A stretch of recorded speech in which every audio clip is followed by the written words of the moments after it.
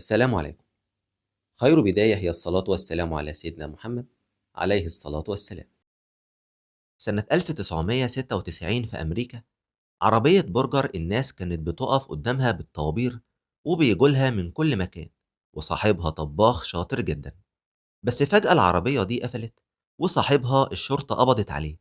وساعتها الناس عرفت إن طول الفترة اللي فاتت كانوا بياكلوا برجر بس باللحم البشري، ومن إيدين أخطر سفاح في تاريخ الولايات المتحدة الأمريكية. أهلا بيكم في قناة نبتدي الحكاية مع علي فتحي، ويلا بينا نصلي على النبي ونبتدي الحكاية. في يوم 2 مارس سنة 1955 اتولد جوزيف روي ميسيني في مدينة بالتمور بولاية ماريلاند الأمريكية. جوزيف عاش مع عيلته اللي كانت عبارة عن أب وأم وست إخوات، وكان جوزيف أصغر واحد في إخواته. في البداية عاشوا في بيت صغير يدوب يقضي 3 أو 4 أفراد بالكتير، لكن بعد فترة الأب قرر إنهم ينقلوا لبيت أكبر في الشمال في بلدة اسمها بوليفارد.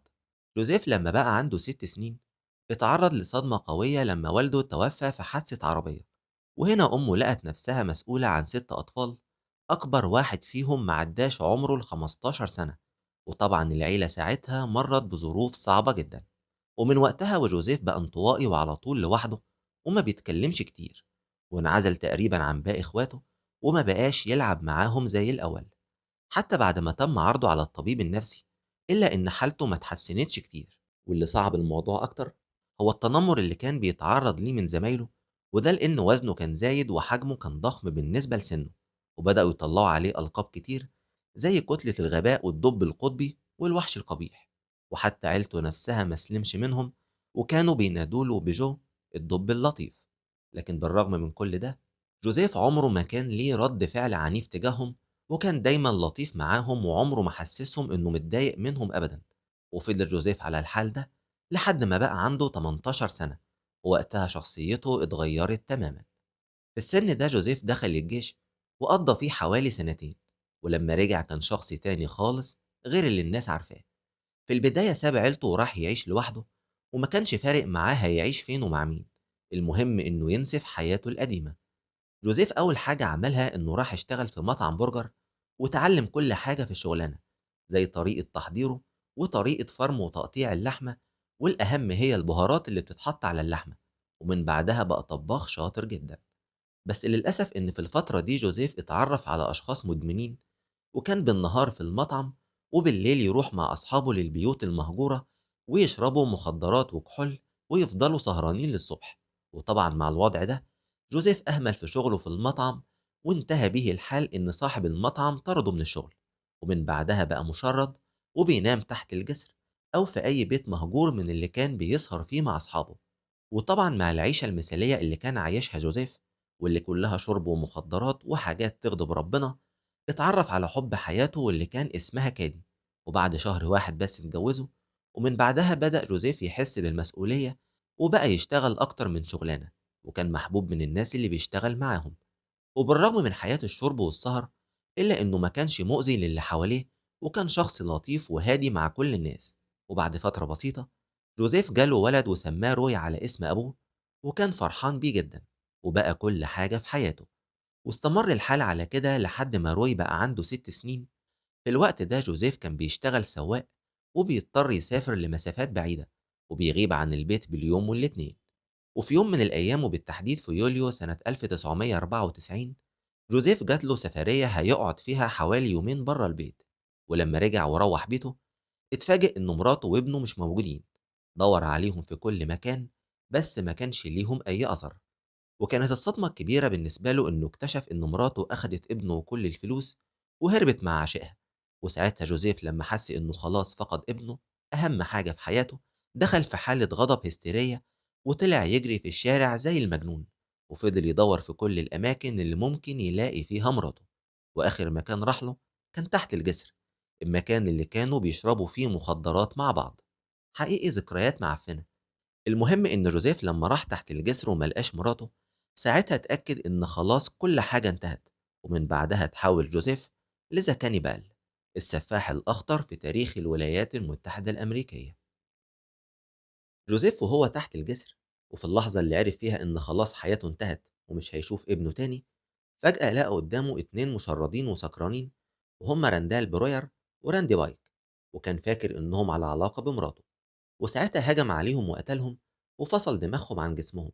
وبعد ما خلص شاف راجل بيصطاد في النهر عمال يبصله، فخاف يروح يبلغ عنه، فانقض عليه وقتله هو كمان، ورمى جثته في النهر وبعد كده هرب.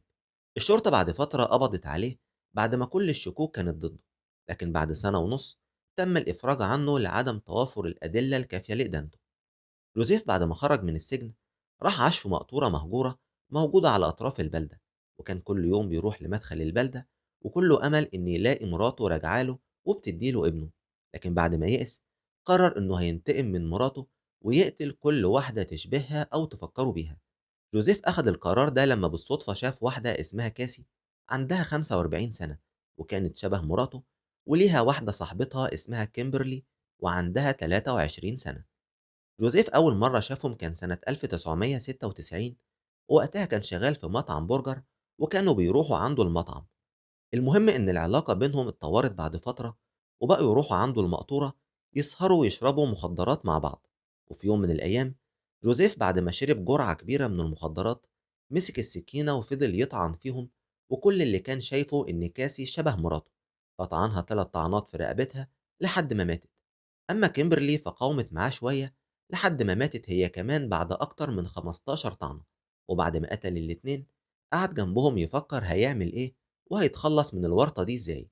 وساعتها مسك السكينة وقطع جثثهم وحطها في أكياس وحط الأكياس في التلاجة لحد ما يشوف هيعمل إيه بعد كده على رواقه. بس اللي حصل إن تاني يوم وهو في الشغل وأثناء ما كان بيجهز اللحمة وبيحط البهارات جات له فكرة، وهي بما إن اللحمة عنده في التلاجة والبهارات عنده وعارفها كويس، طب ليه لأ ما يفتحش عربية برجر ويستغل خبراته.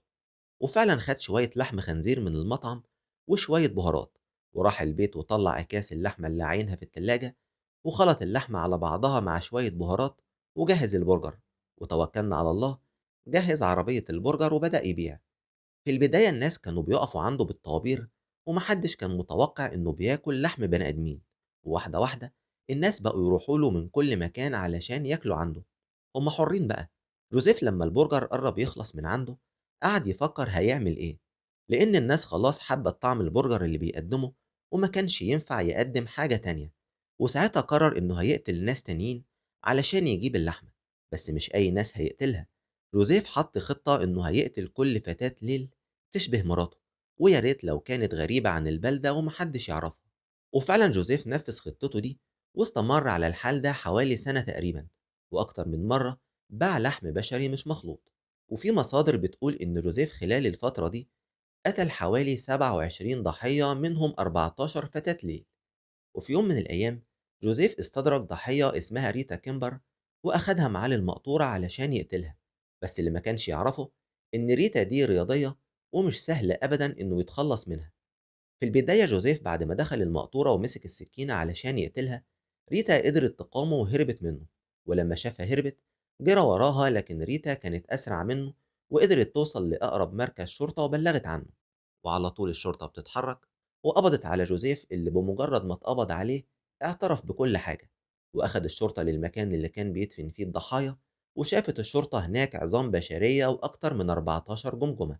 وطبعا بعد الاعترافات دي والأدلة اللي لقوها جوزيف اتحكم عليه سنة 1997 بالسجن 50 سنة بتهمة الاعتداء على ريتا وبتهمة الخطف. وسنة 1998 اتحكم عليه بالإعدام بتهمة قتل كاسي وكيمبرلي، لكن لأنه كان متعاطي مخدرات بكل الجرائم اللي ارتكبها تم تخفيف الحكم للسجن الانفرادي المؤبد. وفي يوم 5/8 سنة 2017 الحارس راح له علشان يديله الأكل في زنزانته، واتفاجئ لما لقاه واقع على الأرض ميت. وتم الإعلان يومها عن وفاة جوزيف وهو عنده 62 سنة. وانتهت قصة أخطر سفاح في تاريخ الولايات المتحدة الأمريكية. وطبعا أنا مش هسألكوا هتاكلوا برجر تاني ولا لأ، لأن أنا شخصيا بحبه، فربنا يسلم. وفي النهاية لو عجبتكم الحكاية ما تنسوش تعملوا لايك وشير وتشتركوا في القناة وتفعلوا زر الجرس علشان توصل لكم كل حكاياتنا أول بأول. وأشوفكم على خير في حكاية جديدة، في حفظ الله ورعايته.